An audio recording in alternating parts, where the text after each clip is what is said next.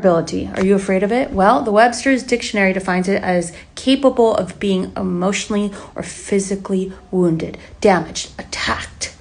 Damn, I'd be afraid too. Personally, I defined it as non-resistance, and I have found that being vulnerable has opened my life up to so many things. In fact, when I open my arms, I receive hugs.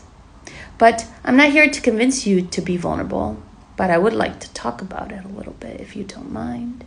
If you don't invite in vulnerability, then you're always going to be hiding in the castle, behind the fortress, scared and terrified, feeding the egoic mind all the things that, it loves to hold you back and keep you in fear. But if you were to open the gates, you might find actually that there's no soldiers behind it waiting for you. I mean, you're not as important as the egoic mind wants you to think. So you might actually just open the gates and find yourself running free into the fields. And yes, out there in the world, there could be scary, dangerous things that might cause you pain and hurt. But guess what? That is the evolution of you. Without pain and hurt and some sort of suffering, then you wouldn't grow. You wouldn't be able to reach your higher, deeper self. It would always remain shallow. You would always remain there in the castle, held up tight into a ball, scared to see the world and find your true self. The egoic self will say, no, stay here, stay in this room. Nothing can happen to you here. You're safe. But you're not safe in there, resisting any sort of change. And the natural way of flow will only create more resistance, more stress, more anxiety, more guilt, more fear. And you'll be wondering what's happening outside when actually nothing is happening. But inside it will grow and it will become a bigger virus and a disease, and it will take you into your madness. You follow? You've been there before? Pounding guilt, shame, and anxiety of having to hold up this mask and this persona and this made up superficial world with your identity right stack in the center of it will drive you crazy. So how do you break out of that? Vulnerability. Hello, what's your name, girl? Yes, it will expose you. And that's amazing. It exposed the fakeness of your story and this identity that you made up and this life that you so believe is true, and it'll pop you right out of that shell. And what will happen is the mask will disappear, the superhero costume will go off, and you will meet your true self.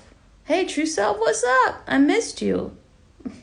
It's exhausting to pretend all day long, remembering who you told what to and what you said who to and what you can expose and what you can't and who will like this part of you and who won't like that part of you. It's like covering up a murder scene. Shut out life and life will shut you out. Vulnerability is the gateway to living an authentic, truthful, and deep life. Vulnerability allows you to experience things in a deeper way, because the more open you are to life, the more life will be open to you.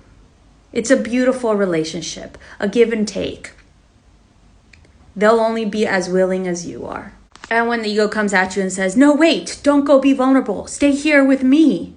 Chained up in this castle. You have everything you want. You tell that ego that you don't have everything that you want, that you're not safe here. It's just an illusion, and that you want to go experience life. You want to feel the depth of your soul be free. And yes, if pain comes, don't let the ego tell you, I told you so. No, you tell that ego that pain made you stronger, made you love bigger, made you more confident, made you wiser, made you more full. And on a personal note, I only found the deepest love of my life, which is love to my authentic self, through being vulnerable.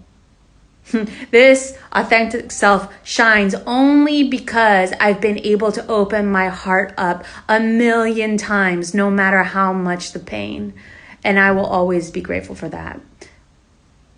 It's the deepest love that you will ever know. And it goes beyond this body, beyond the self, beyond all the selves, into dimensions that are infinite. Again, bringing us back to the oneness, which is why I always say one love, because it really is.